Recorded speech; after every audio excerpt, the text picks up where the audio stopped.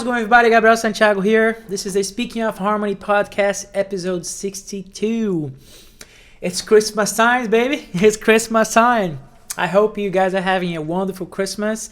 And, although it's been a really tough year, there's so much to wish for the next one to be better, because it definitely will be better than this one, right? I hope you guys have been fun on Christmas a little bit with your dear ones, and this is another Anatomy of a Song episode. As I know you guys like this one, right? So you probably just saw this video, this arrangement of mine on the great song Christmas Time, right? Vince Guaraldi, Christmas Time song. And I have a nice peculiar arrangement for that song, as you probably saw. If you haven't watched it already, go watch it now. Hit the card over here or description in the video to watch it, but I'm sure you already watch it, right? It's a nice kind of orchestral, kind of vibey, bossa nova infused, right, version. And some of you guys asked me to comment on the arrangement and what I thought of it and all those things, so I think it's worth mentioning some things here in this episode, right? Let's go through it right away, right? First of all, I tried to do a bossa nova thing. So, of course, I did it in 4/4, not in 3/4, as the original is. So I did,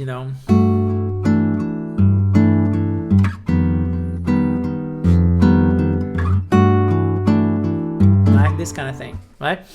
And in G major, right? The original is in an F major, right? So I did it in G major. That's the vibe, right? But here's one thing in the arrangement that it's kind of like a complementary material, right? Something that I put in the arrangement that I'm going to utilize during the arrangement, right?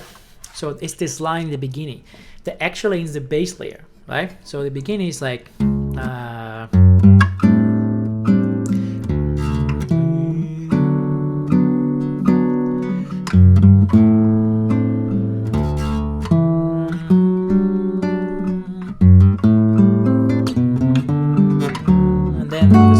right?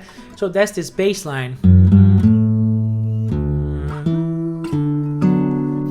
right? Which is pretty much like a dominant tonic thing, like a D7, like 2-5-1, right? A minor, D, sus, then back to G major, right? Right, bass on the 5th in this case, right? Bass on the 7th, right? Just setting up the dominant to start the song, right? But keep track of this material because it's going to be used to in the middle of the arrangement, right? So then, there's the guitar in the foreground playing some bossa nova, so drums and bass, so.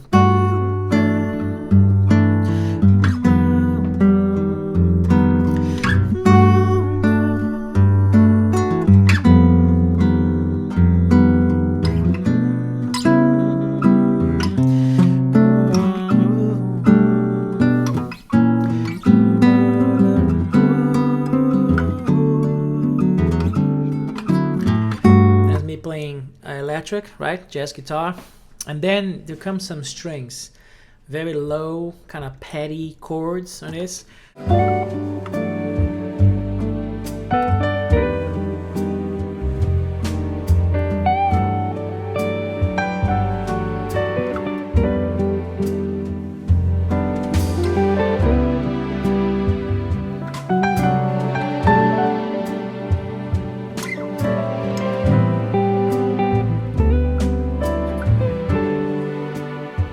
Ooh, I love those strings, man, especially when you go to this part.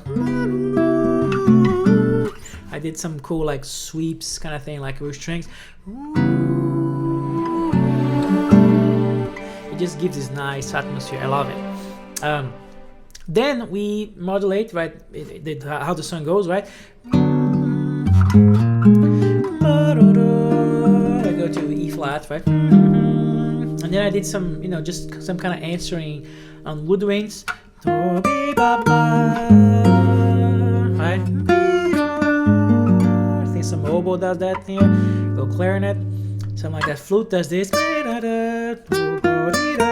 Then which I'm using, right? That kind of thing.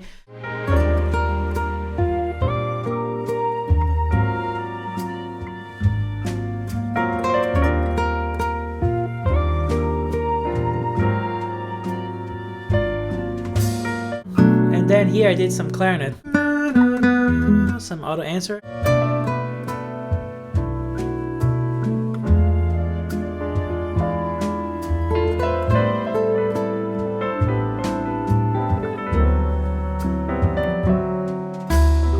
Just some playful woodwind stuff, like complementing the melody, right? Nothing fancy, just some kind of texture woodwinds, just to give a nice, feel the space, basically, right? Then strings come in, right? A more little elaborate thing. Strings just kind of taking over here, like.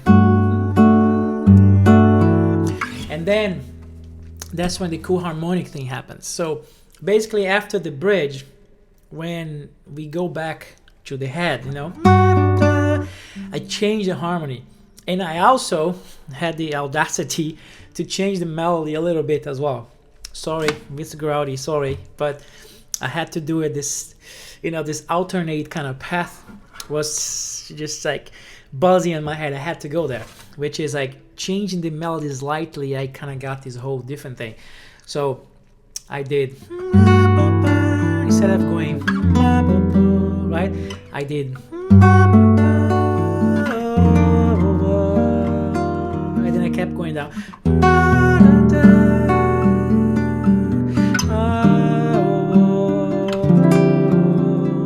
and then that leads me right back into this, which is nice, right? So,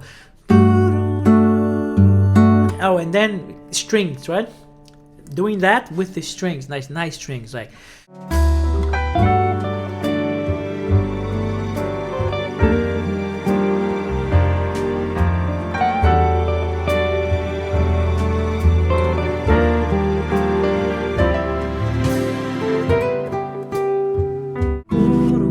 Then we're back here, right?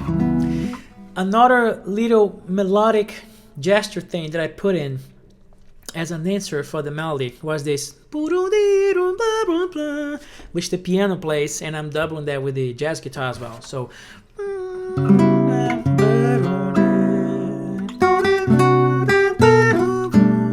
see, it's this nice line to just complement the melody, not the main melody. The main melody plays, and then there's this counter melody coming up underneath, right?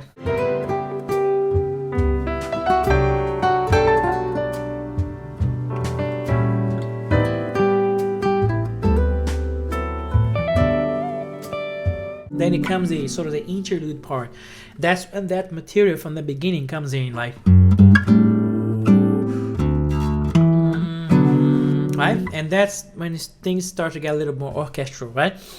So I'm playing this, and there's like upright bass doubling, and bassoon and cello, like basses, acoustic basses, and I think cello session as well, like. I can answer some woodwinds and strings.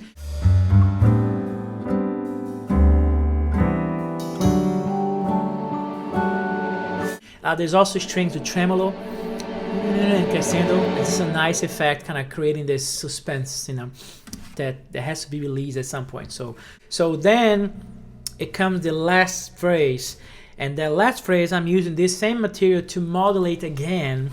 And this time we're going to E major, which is a nice key that wasn't expected at all. So I'm doing.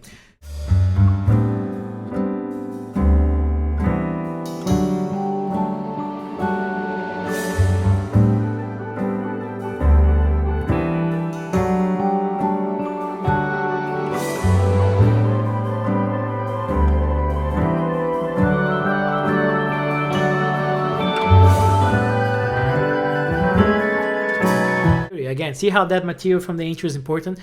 And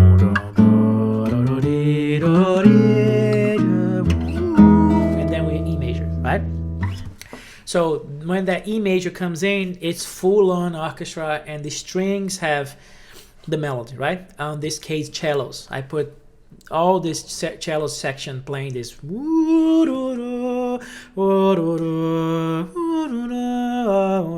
and then the other strings are just doing some like nice upper register stuff and some counter melodies going on, like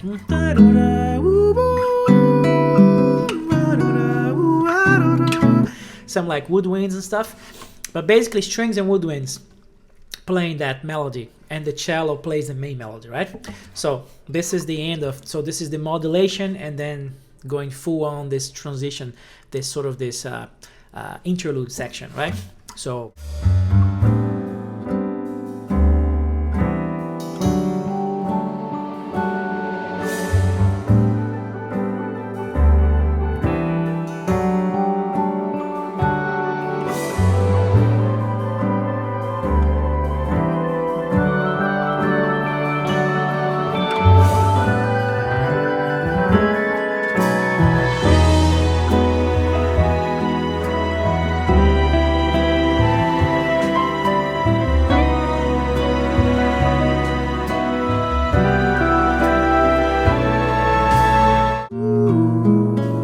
back here, right?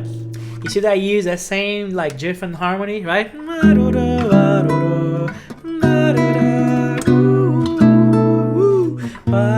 They were here, and then again the answer, the little melodic thing did.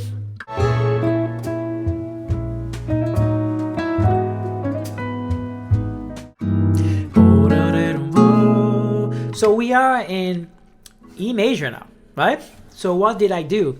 This is already the end of the arrangement, right? So what I did was I did this little pedal thing, B, just pedal.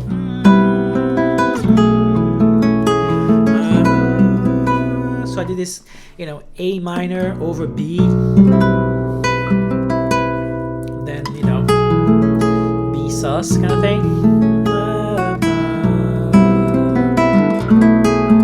That's what's going on there, and I just kind of, you know, comment. I do some kind of, you know, phrasing with the jazz guitar, but also something to notice that when you get to that section, I did high arpe strings higher with harmonics and mute.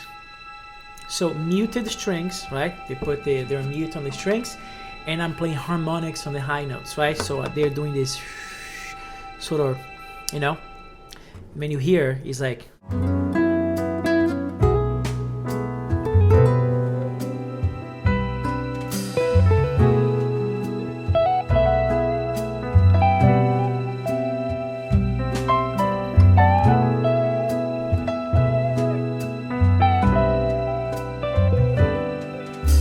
And then to end the arrangement, I'm already there. So I'm here, so D becomes D sus back to our G major, right?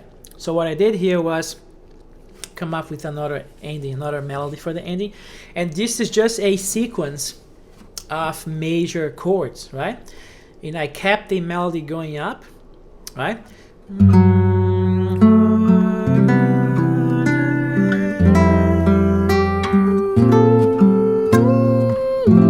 Then I change the direction here, right? And then here, this chord is kind of interesting. It's kind of different vibe here. So that's the major 7, sharp 9, sharp 11. And then the end of A major, right? So again, this is the ending with the full orchestra.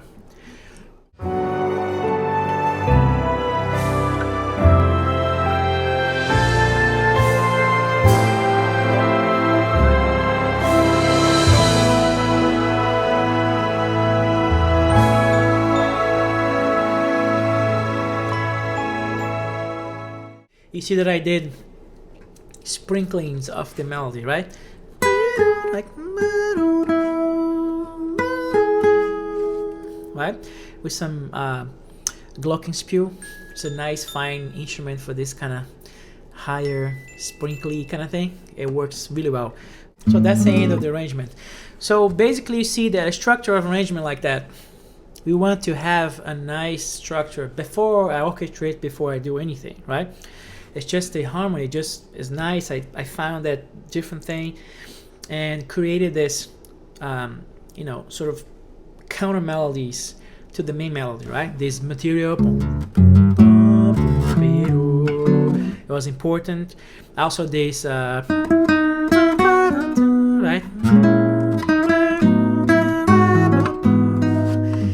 that I use on different times, right? And then the rest was just complementary material through these ones as well, like on the interlude and stuff, right? And then when it was time to orchestrate, I was just taking time to let the song just breathe. Like you see, I started just with this, the guitar leading the way. Then when we repeated, I changed to the jazz guitar playing the melody, and then we got strings, but like really sweeping nicely strings, just some low mid register with this sweeps like this thing, right? Then we got to the bridge again, time for the strings to breathe a little bit. Then we got some woodwinds, like change the color, and just using just basically imitations of the melody, right?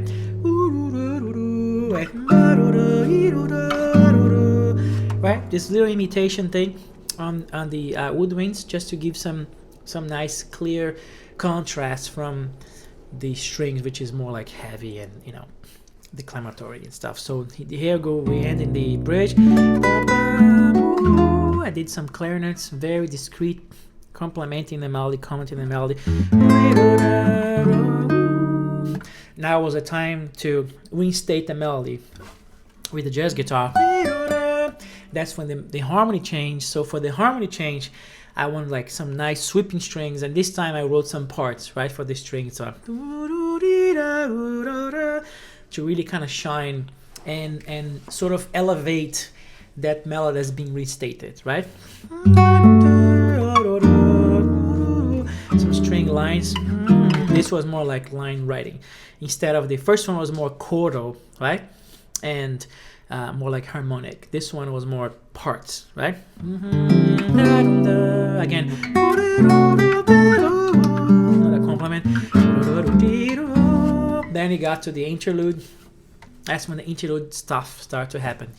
Developing, the arrangement, using that material to modulate and basically the climax of the arrangement, which is cello. Right? Took the melody. The ending again, bringing it down with the harmonics. Some orchestration chips in there, right? The tip was to use harmonics with muted strings, like up there, just to give a nice kind of icy kind of thing, to set up the big ending, right? The big ending has brass and everything, which is the sequence of major chords, right?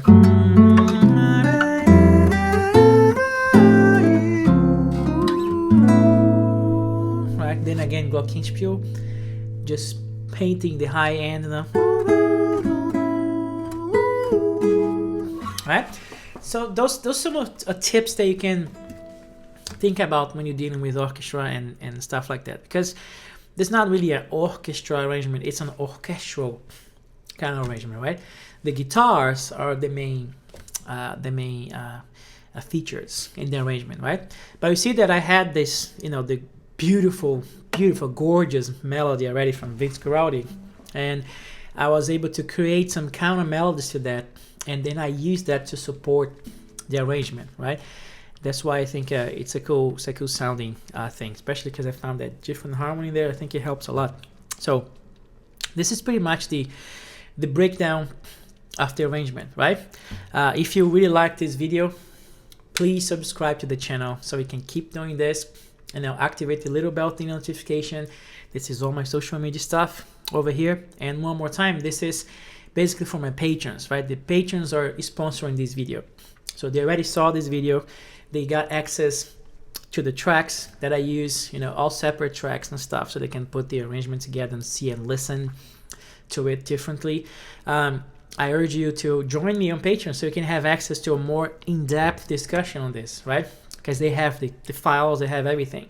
So if you really want to join my Patreon, please do by clicking the link here or also on the card over here. You can join by here as well. And I really hope you enjoy that episode of the podcast. I can't wait to have another one of those. I know you guys are liking this, anatomy of a song. I'm really having fun doing that as well. So I leave you guys here after Christmas, right, with a beautiful Christmas time. And, we're ready for the new year, right? Ready for the new year and much, much more content coming, right? So I'll leave you with this, and I'll see you in the next episode. Thank you very much.